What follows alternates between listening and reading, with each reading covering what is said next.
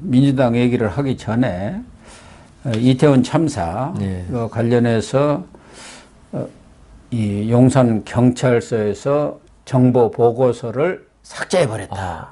그런 내용들이 보도가 됐고 또 지금 특수본에서도 그 부분에 대해서 집중적인 수사가 이루어지고 있는 과정 아니겠습니까? 그런 과정에 용산 경찰서 정보계장이 이렇게 자택에서 극단적인 선택을 했네요. 참 안타깝습니다. 정보계장이 그 위에 정보과장도 있고 지금 알려진 것은 서울청 정보부장이 경찰청인가? 그 자기들 또 정보과장들 그 단톡방이 있는 모양이에요.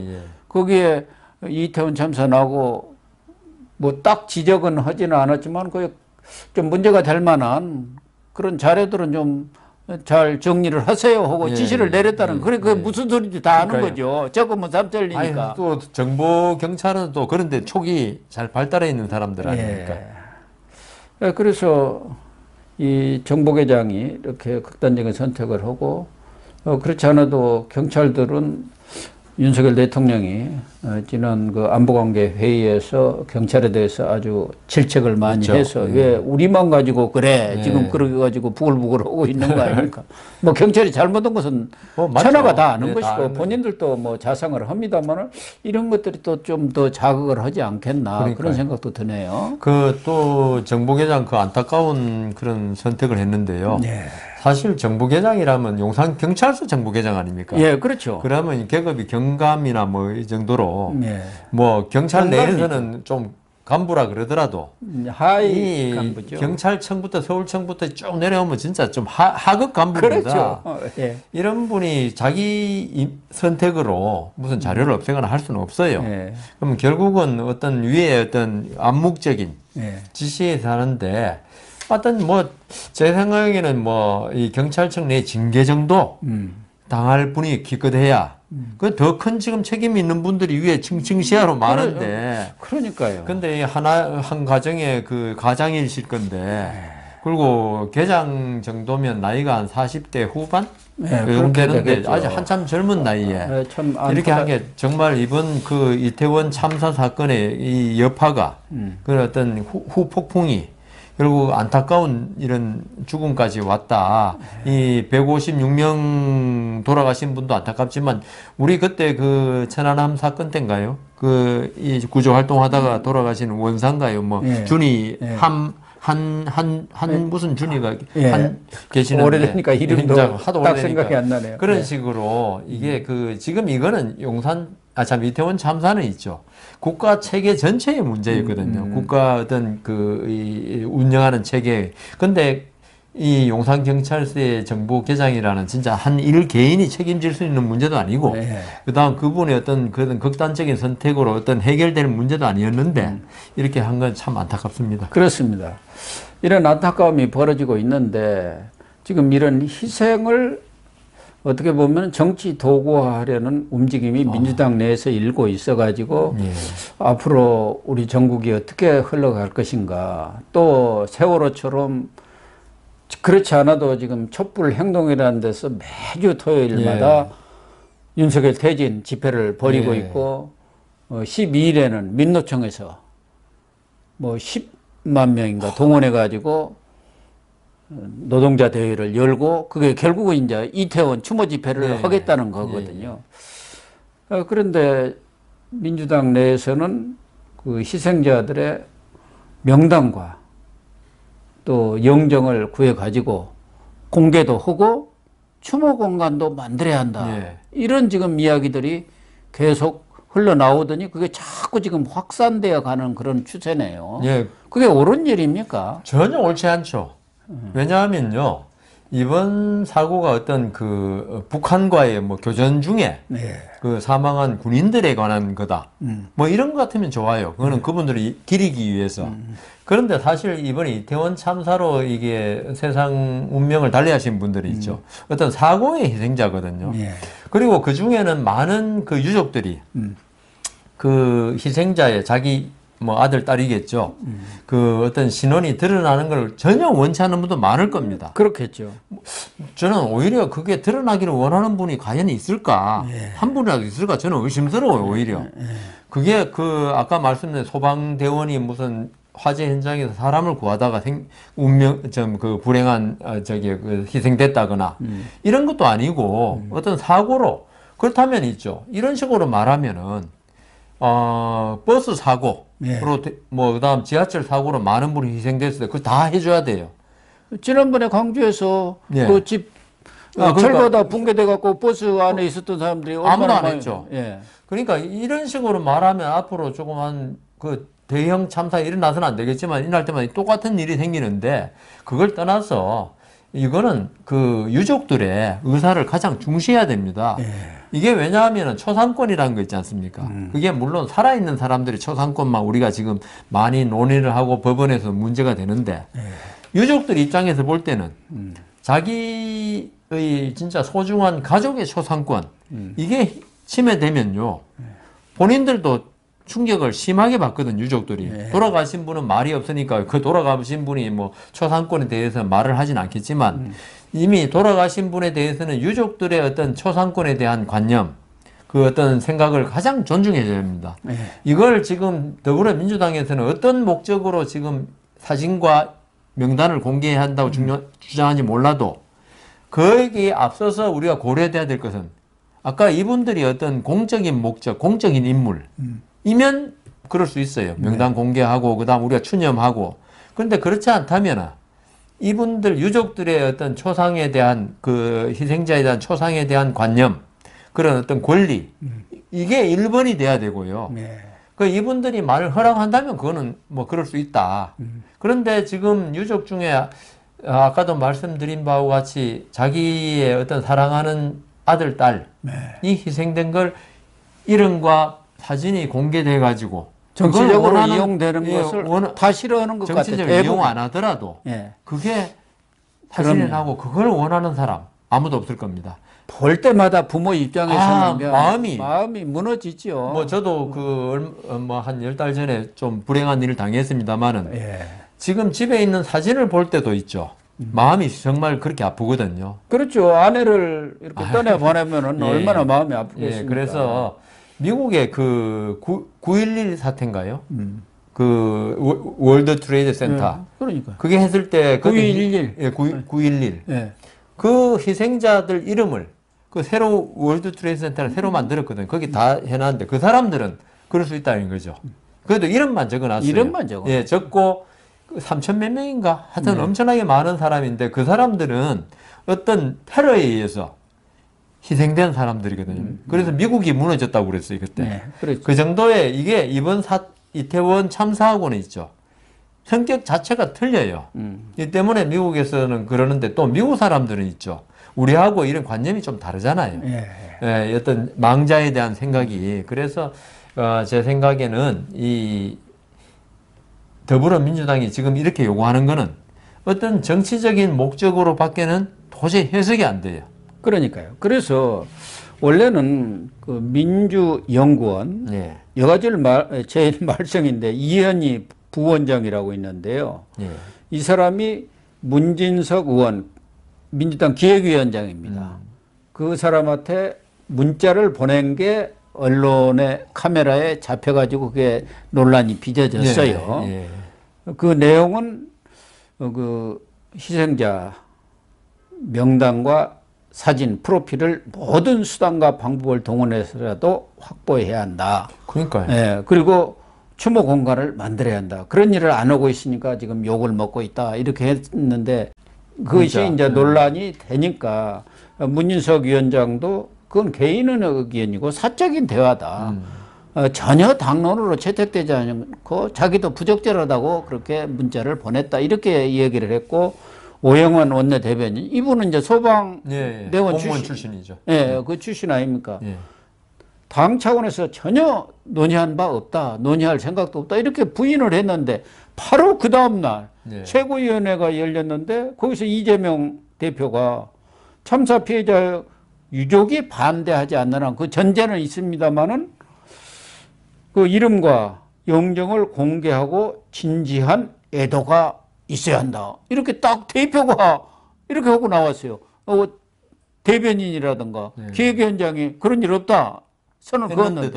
근데 이제 그 무렵에 벌어진 게 김용 기소가 되고 정진상에 대해서 압수수색이 이루어지니까 결국은 이재명 대표가 이렇게 강경론으로 선회한 거. 그러니까 이제 그 박찬대 최고위원이라든가 이제 친명 또 딸랑이들 있지 않습니까? 네. 이소영은 이거 추모하고 해야지 말이야.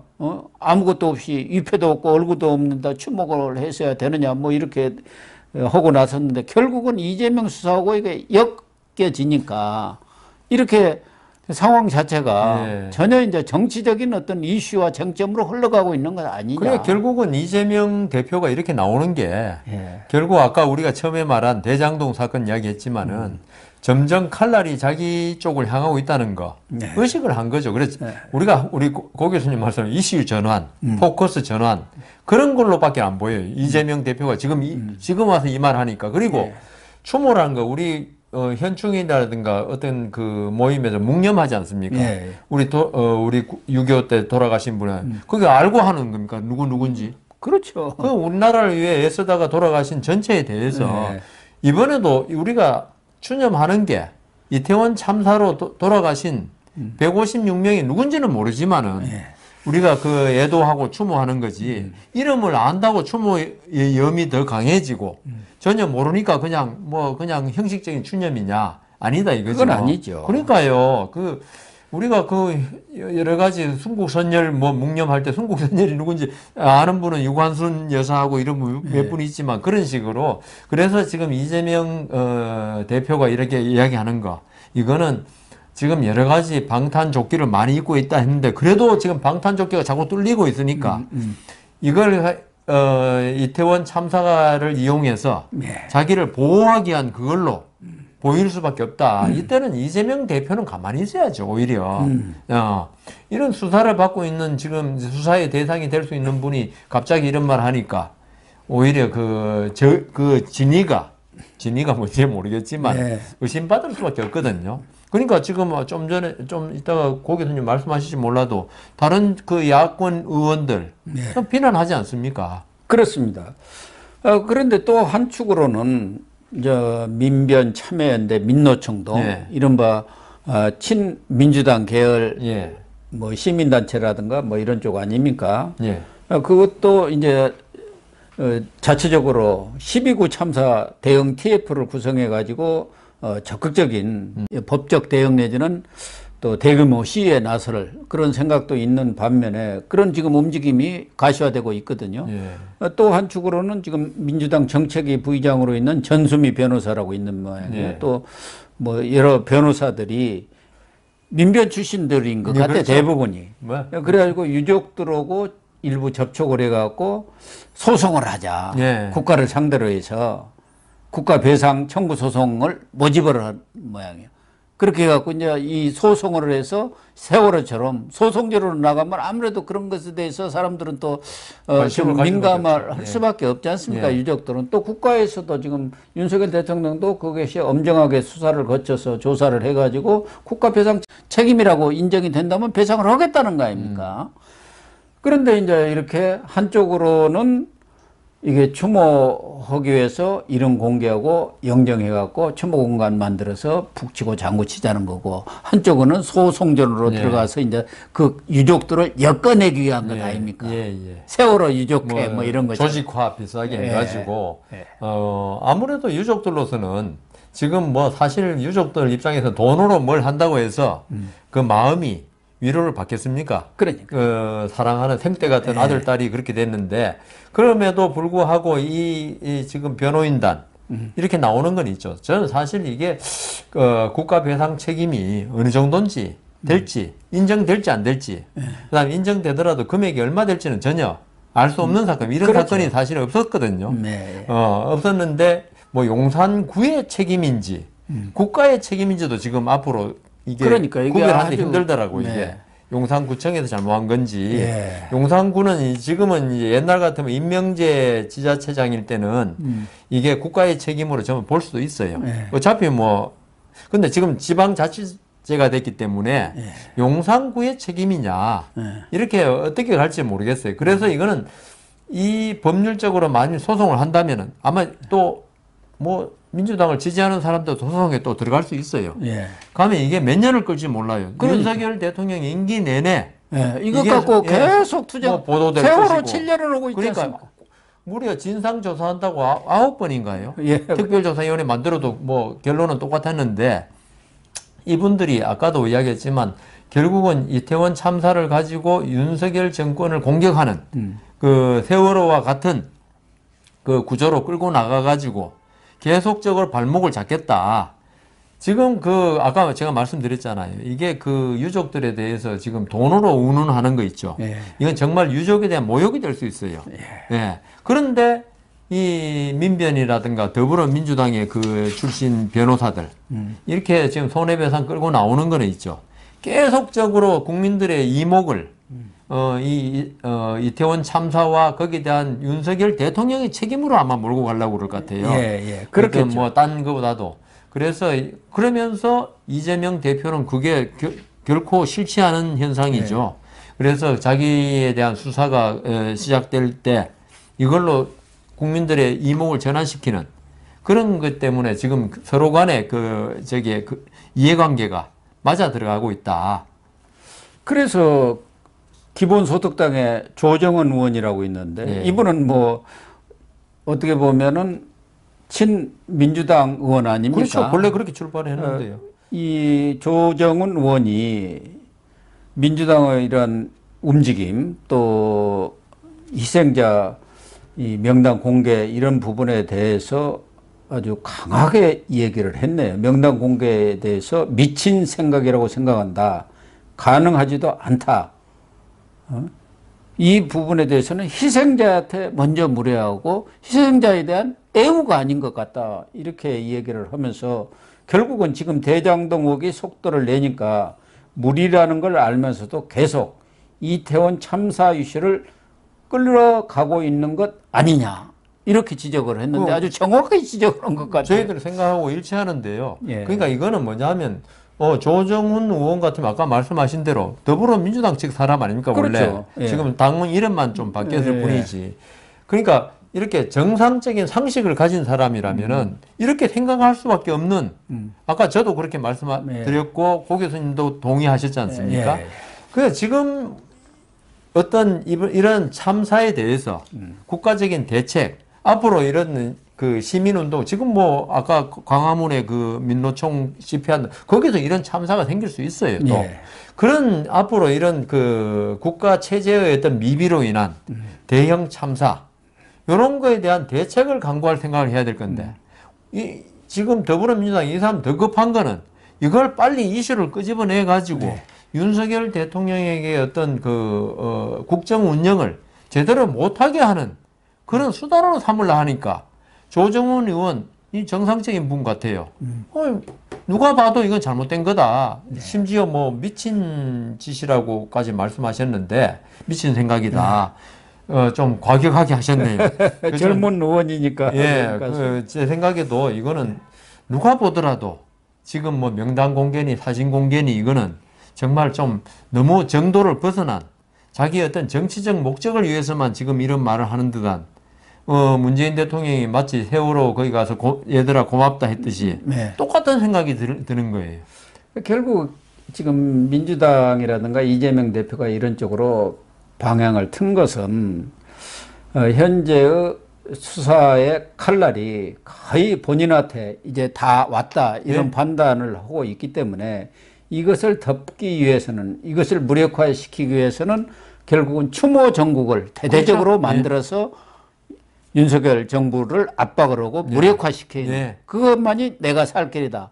결국 그렇게 된다고 한다면 국민들 시선은 그쪽으로 다 돌리고 그렇게 되는 경우 또 한다는 우리 국민들이 뭐 여러 차례 이야기했습니다만은 과거 무슨 세월호 사건이라든가 이런 때처럼 적극적으로 거기에 동조하는 사람들이 그렇게 많지가 않습니다.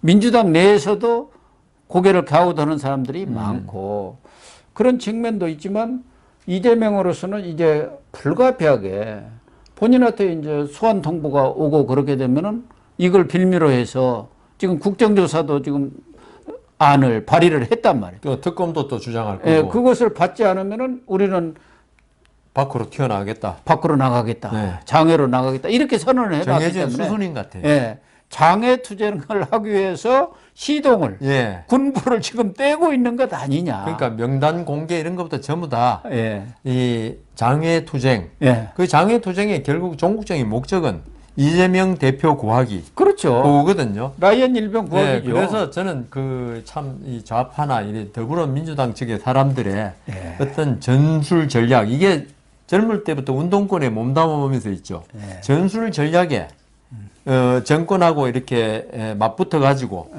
정권이 제대로 작동 못하게 하는, 그런데 아주 능숙하거든요. 그렇죠. 어릴 때부터 그냥 대학교 들어오면서부터 저도 뭐 대학교 1학년 때 학생 운동도 좀 하고 했지만은 그게 익숙해져 있는데 그게 세월을 한 40년, 50년 가면서 아주 정교해지고 그렇죠. 그다음 노하우도 많이 쌓였고 예. 그래서 지금 이재명 대표의 지금 이 명단 공개, 사진 공개는 이걸 갖다가 유족들의 동의 없이 바라고 한 건 아닐 겁니다. 이걸 근거로 한 걸음 더 나가고 한 걸음 더 나가서 장외에서 윤석열 물러가라, 그걸로 나오는 그렇죠. 길이다 이거죠 지금. 예, 그래서 이제 국정조사 예. 안을 발의를 하고. 그럼 그러면 여당이 안 받으면은 이거 국정조사까지도 거부하고 있다. 그 숨기려는 거 아니냐. 예. 그런 것들이 이제 그렇다고 한다면 우리가 나가는 방법뿐이 그렇죠. 없지 않느냐. 예. 국회에서는 해결 안 되네. 예. 예. 예, 그래서 장애로 지금 나가는 마지막 발버둥을 치고 있는 것 아닌가, 그런 생각도 듭니다. 초식을 지금 두고 있는 거죠. 예. 예. 예, 그러나 그것이 성공할지는 아까도 말씀드린 대로 우리 국민들이 워낙 현명하기 때문에 그 속셈이 뭔지 다 아는 거 아닙니까? 더하기 예. 검찰의 역량입니다. 네, 그렇습니다.